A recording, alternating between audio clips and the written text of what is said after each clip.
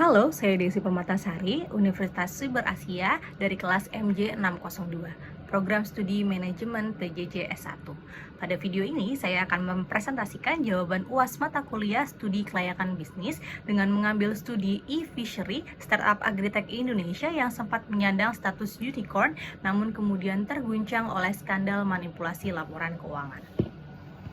Sejak masa funding winter tahun 2022 hingga 2024, banyak startup dan bisnis waralaba di Indonesia maupun di dunia mengalami perlambatan bahkan penutupan operasi. Saya memilih e-Fishery sebagai bahan ulasan karena kasus ini mewakili bentuk kegagalan yang paling relevan untuk studi kelayakan bisnis. Bisnis every Sejak masa funding winter tahun 2022 hingga 2024, banyak startup dan bisnis waralaba di Indonesia maupun dunia mengalami perlambatan bahkan penutupan operasi.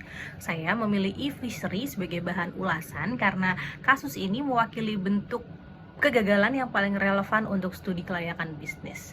Bisnis e-Fishery tidak gagal karena produksinya ditolak pasar, tetapi karena data yang mendasari kelayakan bisnisnya diduga dimanipulasi sejak awal, dan kasus ini sudah berujung pada vonis pengadilan, bukan sekedar isu media.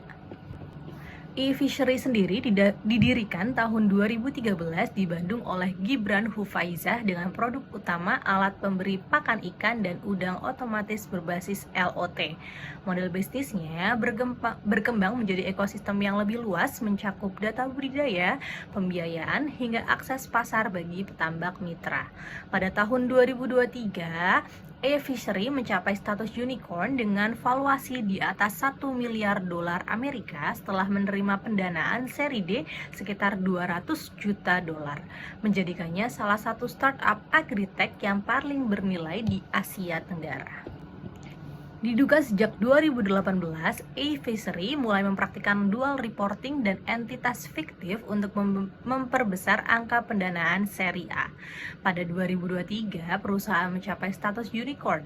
Desember 2024, media mulai mengungkap dugaan penggelembungan data.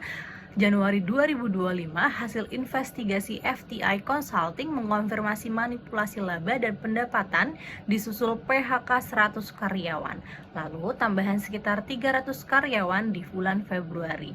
Kasusnya berlanjut ke jalur hukum hingga April 2026, Pengadilan Negeri Bandung menjatuhkan vonis 9 tahun penjara kepada Gibran Hufaizah yang kemudian dikoreksi menjadi 6 tahun pada tingkat banding di bulan Juli 2026.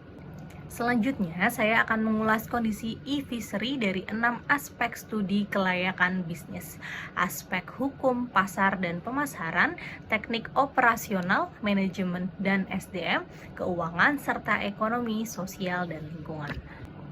Dari sisi aspek hukum, praktek dual reporting dan entitas fiktif yang dilakukan e-Fishery melanggar prinsip transparansi dalam Undang-Undang Perseroan Terbatas dan POJK nomor 12 tahun 2024 tentang strategi anti-fraud dan berujung pada pidana penggelapan serta pencucian uang. Artinya, secara legalitas formal, perusahaan ini sah, namun tata kelola substansinya lemah karena tidak memiliki mekanisme audit independen yang memadai untuk skala unicorn. Yang membuat kasus ini berbeda dari sekedar dugaan adalah pengadilan benar-benar menjatuhkan vonis pidana kepada ex-CEO dan 2 eksekutif lainnya. Ke aspek pasar dan pemasaran, e-Fishery diduga mengklaim memiliki sekitar 400.000 fasilitas pemberi pakan aktif, padahal realitanya diperkirakan hanya sekitar 24.000 unit, hampir 17 kali lebih kecil dari klaim. Kebutuhan pasar itu sendiri sebenarnya nyata. Permintaan atas teknologi dan pembiayaan budidaya perikanan di Indonesia memang besar. Namun yang terjadi, data pasar dan skala operasi justru digunakan untuk membangun citra dominasi pasar demi menarik investor, bukan hasil riset pasar yang jujur kepada pengguna. Pada aspek teknis dan operasional, teknologi LOT feeder e-Fishery sebenarnya terbukti berfungsi dan digunakan oleh petambak, sehingga sisi teknis produk bukan sumber utama kegagalan, namun skala operasi realnya jauh di bawah klaim publik dan tidak pernah diverifikasi pihak independen sebelum skandal terungkap. Lini pembiayaan ke petambak juga menambah eksposur resiko kredit yang ternyata tidak dikelola dan dilaporkan secara transparan. Pada aspek manajemen dan SDM, manipulasi laporan ini melibatkan barisan eksekutif inti, yaitu CEO, mantan CFO, dan VP Corporate Finance yang menunjukkan lemahnya pemisahan wewenang dan pengawasan internal. Kewenangan besar terpusat pada figur founder CEO tanpa penyeimbang dan dari komisaris independen yang efektif. Dampaknya pun merembet ke sumber daya manusia, sekitar 400 karyawan terkena PHK pada awal 2025 akibat guncangan kepercayaan pasca skandal. Inti dari skandal e-Fishery yaitu aspek keuangan. Pendapatan yang dilaporkan diduga 4,8 kali lebih besar dari realita dengan total estimasi penggelembungan sekitar 600 juta dolar Amerika atau setara 9,7 triliun rupiah. Kemudian perhatikan grafik perusahaan ini.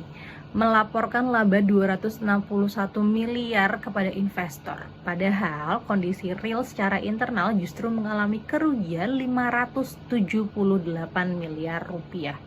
Modus utamanya adalah dual reporting, dua set laporan keuangan berbeda yang diduga sudah berjalan sejak 2018 dan memengaruhi hampir setiap putaran pendanaan yang diterima oleh perusahaan. Dampak dari skandal ini meluas ke aspek ekonomi, sosial, dan lingkungan bisnis. Ribuan petambak mitra kehilangan akses pembiayaan dan jaminan pasar yang selama ini dijanjikan oleh e-Fishery.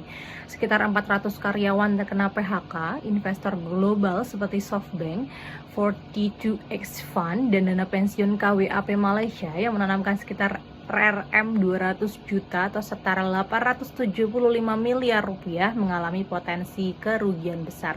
Dan yang lebih luas lagi, kepercayaan investor global terhadap tata kelola startup Indonesia mengalami secara keseluruhan ikut menurun. Mengapa kondisi ini bisa terjadi? Saya menganalisa melalui kerangka fraud triangle.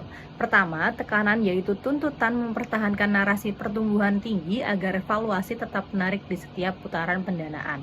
Kedua, kesempatan, minimnya pengawasan eksternal dari OJK maupun auditor independen terhadap startup swasta membuka celah manipulasi yang sistematis. Ketiga, rasionalisasi tindakan ini sempat dibela sebagai kesalahan administratif akibat pertumbuhan yang terlalu cepat, bukan sebagai kesengajaan. Ketiga, faktor ini muncul bersamaan ketika kelayakan bisnis hanya dinilai dari citra pertumbuhan tanpa verifikasi data yang independen. Berdasarkan analisis 6 aspek tadi, berikut adalah rekomendasi saya agar kondisi serupa tidak terulang di ekosistem startup Indonesia. Untuk aspek hukum, pasar, dan teknis, pertama, terapkan audit independen oleh kantor akuntan publik bereputasi di setiap putaran pendanaan sejalan dengan POJK nomor 12 tahun 2024.